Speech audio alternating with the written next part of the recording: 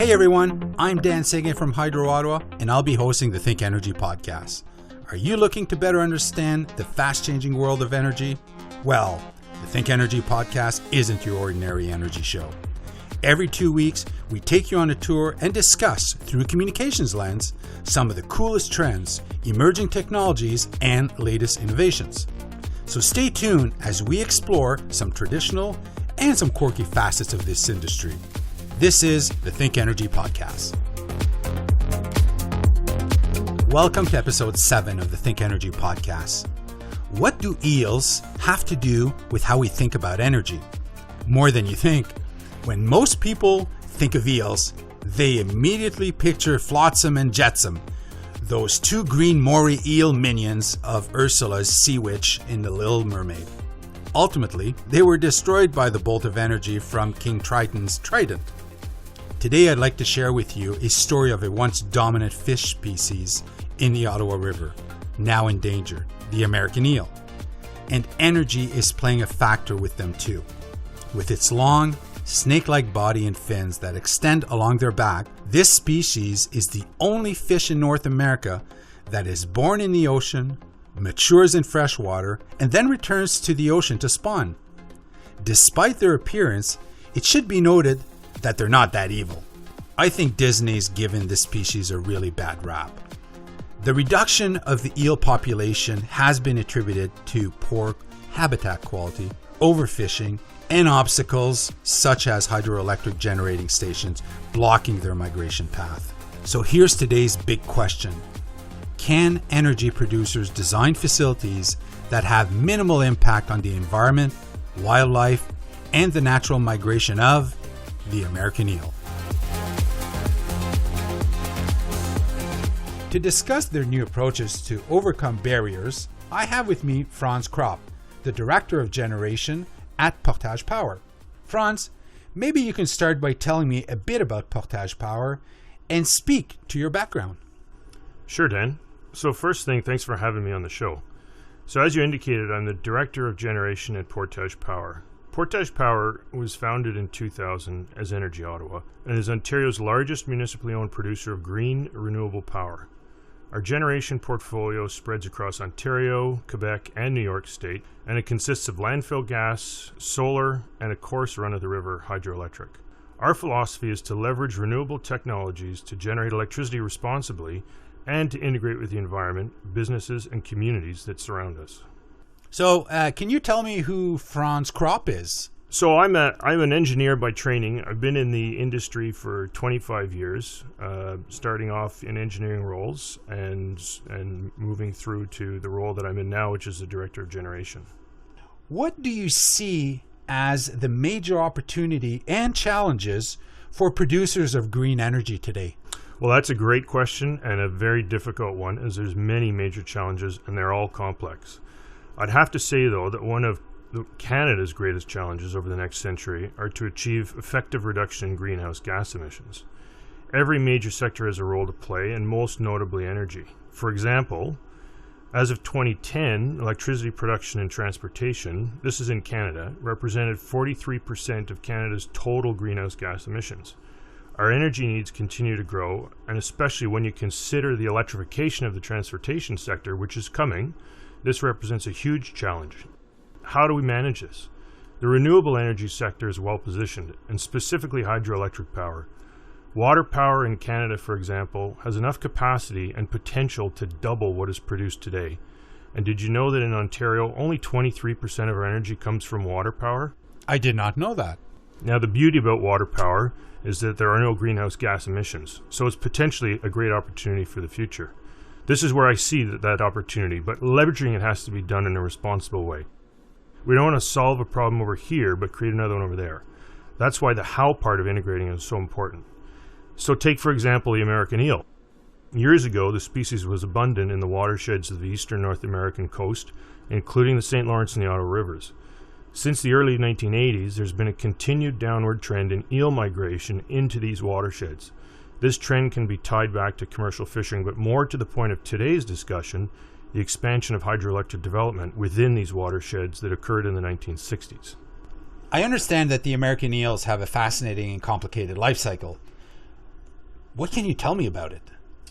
So the American eel is a freshwater species. It's a freshwater species of eel, and in fact, it's the only freshwater eel found in North America.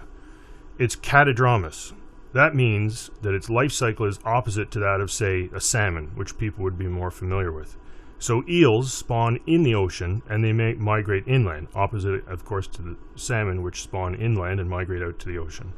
The American eel spawns off the eastern coast of North America between Bermuda and the Bahamas, an area known as the Sargasso Sea. As they grow and develop, they drift northwards with ocean currents. Through this process, they transform from small, semi-transparent worm-like creatures, known as glass eels, to longer, more robust yellow eels, at which point they typically transition from saltwater to freshwater. Once in the freshwater tributaries and rivers, they continue to migrate upwards until suitable habitat is found, at which point they tend to stay within those habitats. So typically eels will remain in freshwater habitats for anywhere between 10 to 20 years before beginning their long outward migration back to the Sargasso Sea to spawn. Okay, I'm going to add two little things here that I saw that I wanted to share, two little factoids. The first one, American eels can grow more than 1 meter long and have been documented to live up to 40 years. But did you know the oldest recorded American eel was a captive eel which lived to be 88 years old? That's pretty cool. Okay, so here's my next question, Franz. What is so special about American eels in the Ottawa River? So in general, eels play an important role in the whole ecological cycle within the watersheds. So a healthy population and their presence are very important. In addition to that, though, there are significant species for Anishinaabe First Nations and are fundamental to many of their traditional practices and spiritual health. When you look at the historic ranges of the American eel, the Ottawa and the St. Lawrence rivers are at the extremity of the historical range, and therefore these habitats are the furthest from the spawning grounds. What this means is that these habitats are the hardest to get to, and as a result, the eels that migrate here likely represent the most hardened within the overall population. They're the strongest in the bunch. Eels in the Ottawa River may remain in that habitat for up to 25 years, and the population has been found to be dominated by large fecund females. To the overall species, this is important for several reasons. First, these eels provide diversity in the life cycle of the global population because they broaden the life cycle of the species. There are some that migrate back in some of the southern tributaries. They migrate back on a 10-year or a 15-year basis. But the Ottawa eels, they stay up here for 25 years. The other important issue is the fact that these large fecund females are very fertile. Eel spawning is understood to be a panmictic event, meaning there's no mate selection process. It's random. As a result, the large fertile females will produce many offspring that have a wide range of genetic signatures, which in turn promotes genetic diversity to further strengthen the species.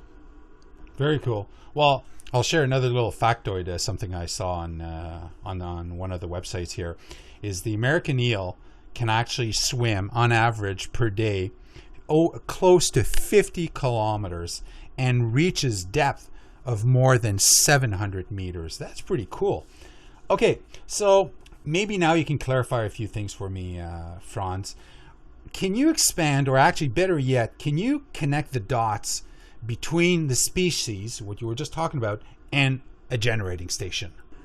Generating stations unfortunately play two roles in regards to eel migration. They provide a barrier towards upstream migration, and then in addition, they provide a hazard in regards to outward migration, as the eels need to somehow make it past the spinning turbines in a safe manner. Thankfully, there are new technologies that are coming out, and we're starting to implement some of those on some of the facilities that we have. Recently, we are seeing and hearing more and more about the American eel. What is Portage Power doing in order to help the recovery of this species? So currently we have a number of initiatives on the go that all have a common goal of helping the recovery of the species. Annually, and for the past 5 years, during the upwards migration season, which is the summertime, we deploy specially designed eel traps downstream of our facilities to trap juvenile yellow eels that are trying to migrate upstream. So we check these traps daily, and if there are any eels present, then they're manually transported and released several kilometers upstream of our facilities. Downstream migration represents a bit of a different challenge, and so as a result we have several different approaches that range from daily visual inspections to not operating the facilities at night, as eels tend to migrate under the cover of darkness. In addition to this program, we also have an offsetting program where we purchase outward migrating eels from commercial fisheries and then we release them. These eels would otherwise be harvested and sold for general consumption. One of our largest challenges, however, is with the eel migration through the Chaudière Falls complex, as it is a complicated area and there are several facilities and several migration routes that eels can take. Our most significant initiative to date has been the installation of permanent eel ladder as well as a new state-of-the-art generating station that allows the eels to safely migrate downstream through a bypass system. So this bypass system is interesting.